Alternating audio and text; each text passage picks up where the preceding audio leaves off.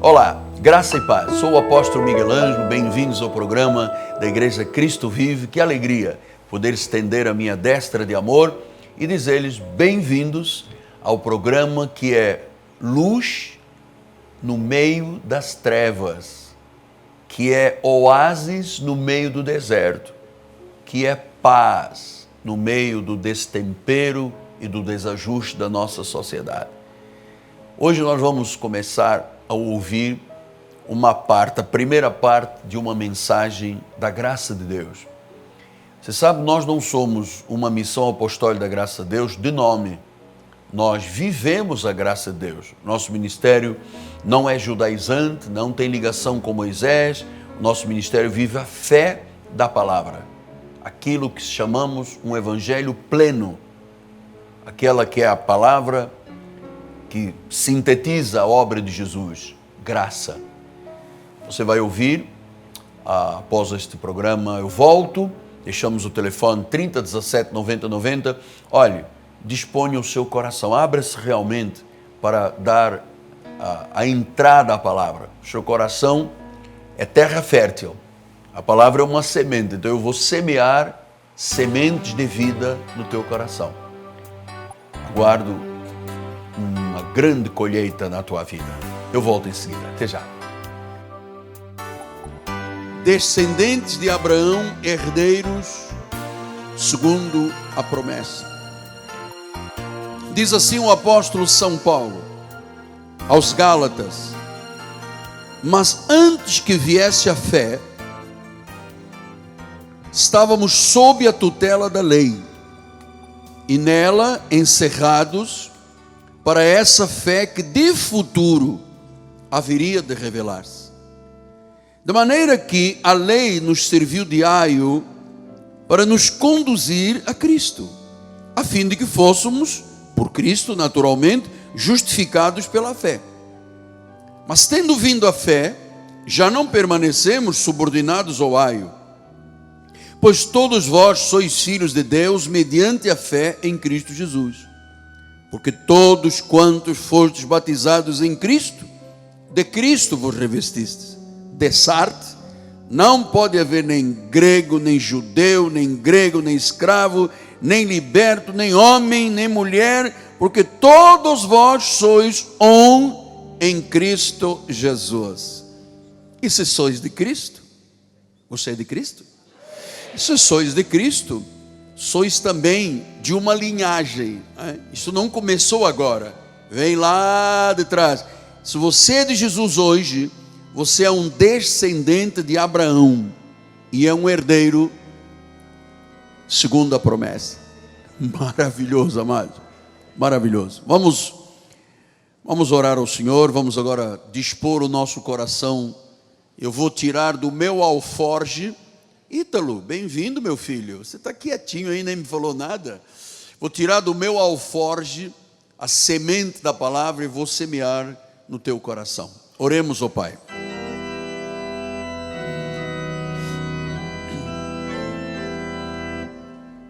Senhor Jesus Cristo, estar em tua casa é uma segurança. Estamos na cidade refúgio, estamos no lugar onde Deus habita e assiste, porque a tua palavra diz que Deus assiste onde há fé, onde há dois ou mais reunidos em nome do Senhor. Ele assiste na congregação dos santos, naqueles que são realmente herdeiros segundo a promessa, a universal assembleia dos santos, os primogênitos arrolados nos céus. Esta oração não pode ser estranha. As palavras que eu uso são palavras do pacto, da nova aliança, são palavras de graça. Então, Senhor, usa-me agora nesta reflexão profunda sobre os Gálatas 3, 23 a 29, e o povo de Deus diga amém, amém e amém. Muito obrigado, meu bispo amado. Mais uma vez a minha gratidão, Bispo Paulo, Bispo Fortes, que são cooperadores do ministério, que muito agrada o meu coração nessa área do ensino. Meus amados irmãos, minha família, santos poderosos, você é um homem poderoso. Sabe quem é que está em você? Ele está em você. Você que é uma carta escrita por Deus. Tudo a teu respeito está nessa carta que Deus escreveu sobre a tua vida. Você que é selo, é razão deste apostolado. Você é meu filhinho na fé. Meus irmãos amados, hoje o apóstolo dá continuidade ao estudo do livro dos Gálatas com uma reflexão um pouco mais profunda sobre este livro. Você sabe que mais do que qualquer livro do Novo Pacto, mais do que as outras 3 epístolas, é o livro de Gálatas que contém uma fonte inesgotável de ensinos teológicos para a igreja de Jesus. Você sabe que quando Paulo escreveu esta carta, a igreja estava vivendo, a igreja dos Gálatas, uma profunda crise de identidade espiritual. Heresias judaizantes estavam minando o evangelho aos gentios, e os falsos mestres estavam desestruturando e destruindo a unidade do povo de Deus. E eu entendo sobre este livro como uma carta de alforria, uma carta de liberdade cristã, porque até os primeiros reformistas do século XVI, de 1505 em diante, estou falando de Martinho Lutero, estou falando de Calvino, João Knox e os demais reformistas, todos eles identificaram esta carta aos Gálatas como a carta-chave para os fundamentos teológicos daqueles problemas que a igreja estava enfrentando. E eu tenho explicado aqui que havia um sentimento de urgência quando Paulo escreveu a carta aos Gálatas. Só en passant para você se lembrar, porque os primeiros 2 capítulos Paulo defende o seu apostolado, defende a mensagem. Você se lembra o que ele disse no primeiro capítulo, no versículo 6? Olha lá: admira-me que estejais passando tão depressa daquele que vos chamou da graça de Deus para um outro evangelho. Então Paulo estava dizendo: é urgente o que eu tenho para vos dizer. Vocês estão passando, isto me surpreende, tão depressa para um outro evangelho. Ele diz: mas não há outro. Então, a segurança que eu tenho de ensinar a igreja com o evangelho que Paulo não recebeu de homem algum, não aprendeu de homem algum, diz que foi uma revelação do próprio Cristo. E ele diz depois no versículo 8, bispo, 8, diz assim: mas ainda que nós, olha só, olha especificamente por que Paulo escreveu esta carta a esta igreja que ele fundara. Ele diz: olha, ainda que nós, ou um anjo vindo do céu, vos prega o evangelho que vai além do que temos pregado. Amados, vamos refletir sobre isso, porque às vezes as pessoas me ouvem pregar aí fora e dizem: este homem está a pregar umas coisas estranhas, nós nunca vimos isso na Bíblia, porque nunca leram a Bíblia.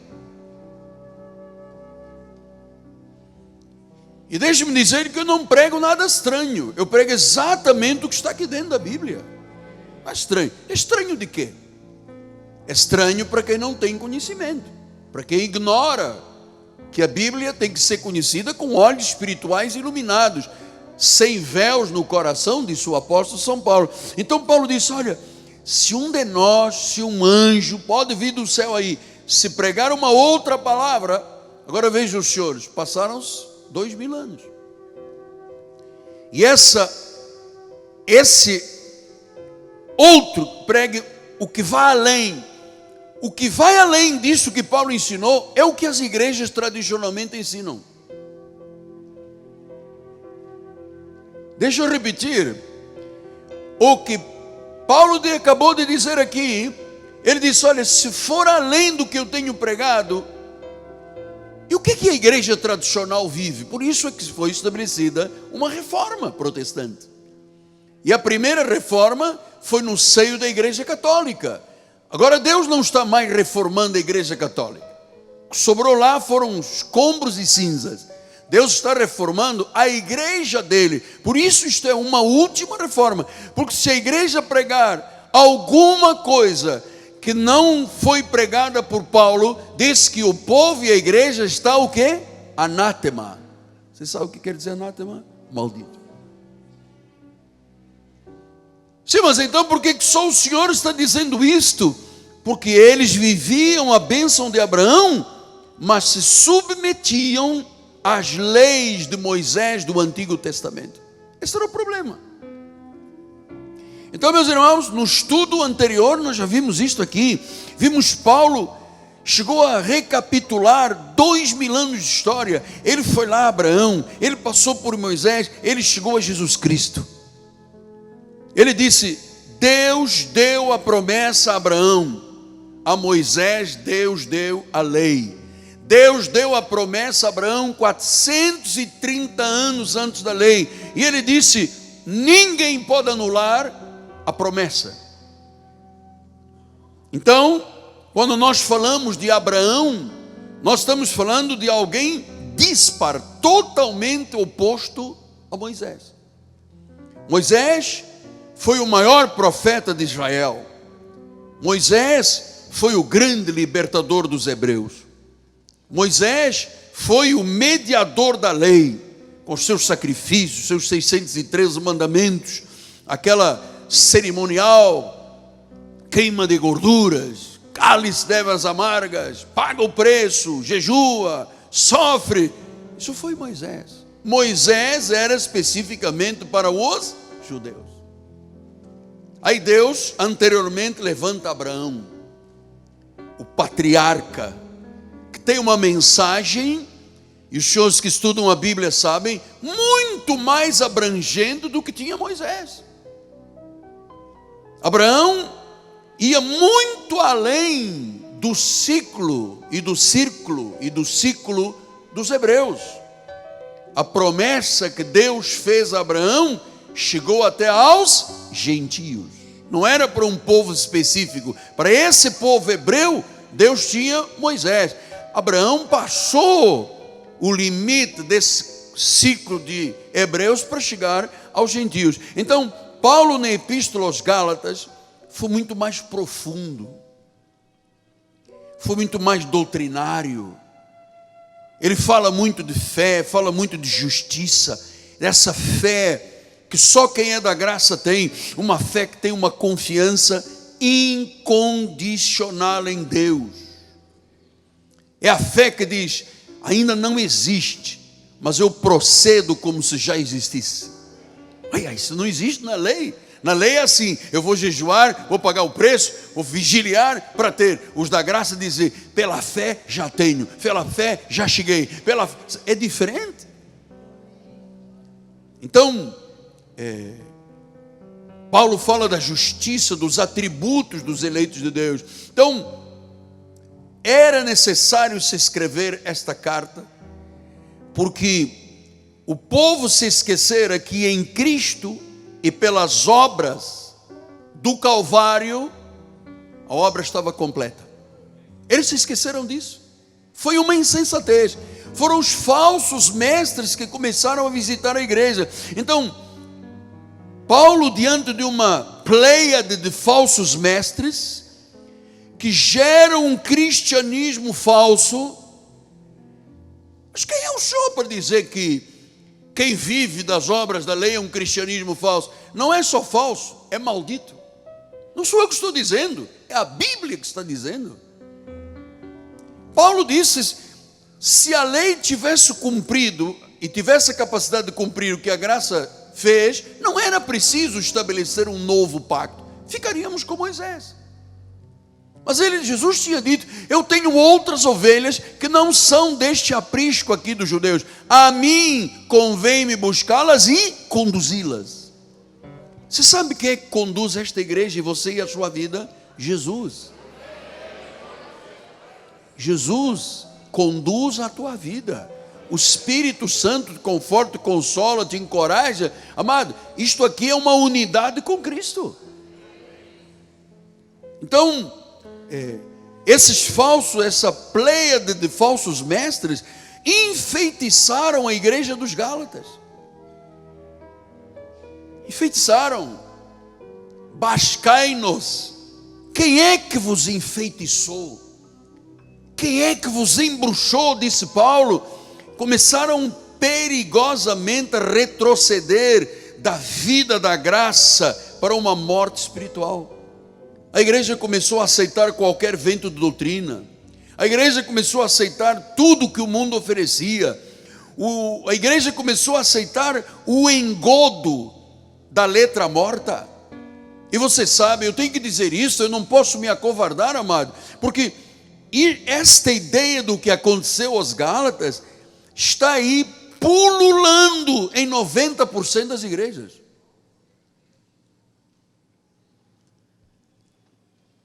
Estava falando com uma irmã da igreja e ela disse: apóstolo, eu viajei e eu estava numa cidade, disse, eu vou procurar uma igreja. Entrei, 5 minutos depois ela disse: o que eu estou fazendo aqui? Ela já tinha ouvido 400 milhões de vezes falar do demônio, do diabo, da perda da salvação, da condenação. Ela disse: com licença, paciência, vou-me embora, não vou aceitar isso. Então, meu amado, isso está pululando em 90% das igrejas. Não há harmonia com Deus, não há paz, não há segurança. Eu vou lhe dizer mais, para mim também é, bispo, um verdadeiro suicídio espiritual. Olha como é que o salmista disse, anote aí na sua agenda, porque isso não estava na apostila. Ele diz assim, o salmista no Salmo 42, um abismo chama o outro abismo ao fragor das tuas catadupas.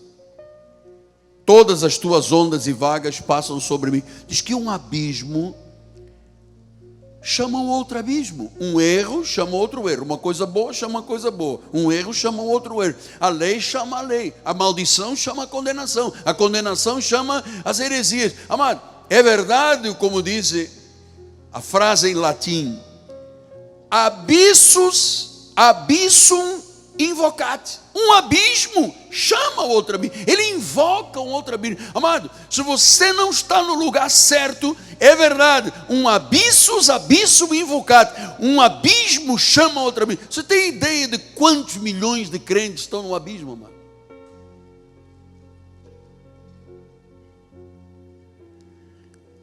Portanto, ao recebermos a graça, acaba a servidão, o sofrimento, a condenação. Você sabe o que a Bíblia diz?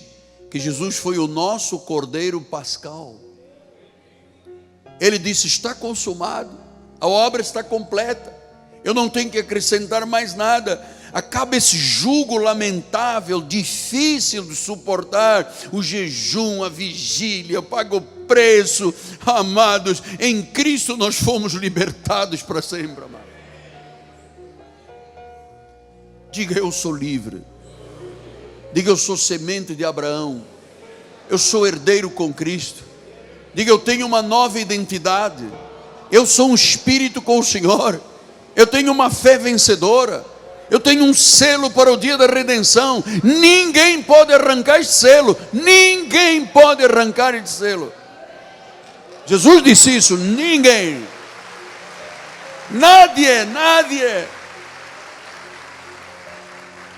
Então, apóstolo, eu amo ouvir estas verdades. Você sabe, isto é como mel, é doce para nós.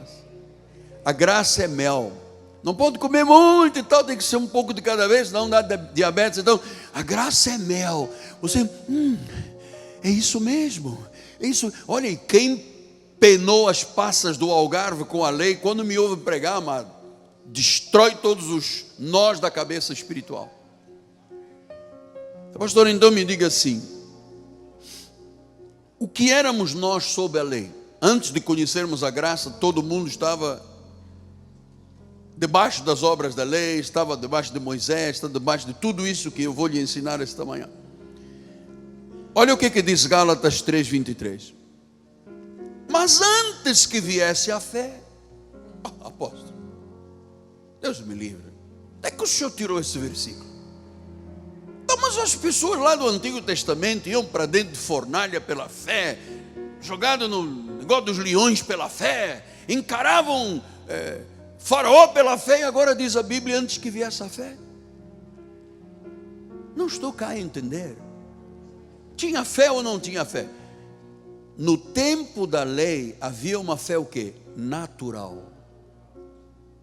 E você sabe, quando é natural, se você acorda bem disposto, você crê. Se você acorda mal disposto, você não crê. Você acorda feliz, você está no céu. Você não acorda feliz, você está no inferno. Então, amado, nós temos entendido que o nosso foco está no que Deus diz, e não dar ouvidos a criaturas do pântano, amado. Porque tem muita gente, criatura do pântano, que está aí obcecada por mercantilizar a cabeça e a fé das pessoas. Então Paulo está dizendo, antes que viesse a fé, estávamos sob a tutela da lei. Então, antes que viesse o dom da fé, vamos mostrar isso aqui. Nós estávamos debaixo de uma tutela, né? Estávamos presos a um tutor que é cruel, que é severo. Veja os senhores que Paulo disse aos Coríntios que o ministério da lei é o ministério de condenação e de... Esse era o nosso tutor, severo. Antes que viesse a lei, antes que viesse a fé, disse, mas nela, versículo 23, deixa ainda no 23, antes que viesse a fé, estamos sob a tutela, né? O tacão da lei, estávamos encerrados, para essa fé que de futuro haveria de revelar-se. Quer dizer que as pessoas, enquanto não conhecem a graça, têm uma fé da carne, uma fé natural, uma fé empírica. Diz, mas haveria um momento que uma fé haveria de revelar-se. O que é? Diz Efésios 2:8. Porque pela graça sois salvos mediante a fé. Isto não vem de vós, é um dom. Quer dizer que antes que viesse a fé, esse dom da fé, nós estávamos sob a tutela da lei, nós estávamos encerrados, nós estávamos sob a custódia da lei, a lei nos mantinha numa prisão, confinados, guardados como prisioneiros. Mas ele disse, mas haverá um momento no futuro em que essa fé, esse dom haveria de revelar-se. Ou seja, da fé natural. Pastor, mas como é que é fé natural? Eu vou te mostrar em Abacuque 2:4, olha lá. Eis o soberbo, sua alma não é reta, disse o profeta menor Abacuque. Mas o justo, isto é um antigo pacto, viverá pela sua. Hoje nós vivemos pela fé de Cristo. Esta fé de Abacuque era fé natural. A fé natural é capaz de encarar uma nevralgia dentária, uma dor de cabeça, mas quando vem a palavra descendentes de Abraão, herdeiros segundo a promessa. Graças a Deus. Estamos então terminando o nosso programa. Quero lembrar que depois do meu convite para o culto de oração, de intercessão, eu tenho sempre uma palavra de muita gratidão para o empresário Rodrigo Ambrosio e Fabiana Ambrosio, do Turbomil de Vila Emília e Mesquita. Eu quero encorajar as pessoas da Baixada a comprarem neste mercado. Por quê? Porque este mercado é coluna deste ministério. E a minha gratidão por poder ter nestes filhos na fé verdadeiras testemunhas do que é semear na obra para colher abundantemente da obra do Senhor. A minha gratidão eterna. Então nos despedimos e eu digo a você que este dia foi preparado por Deus para o regozijo da tua vida. Graça e paz e até amanhã.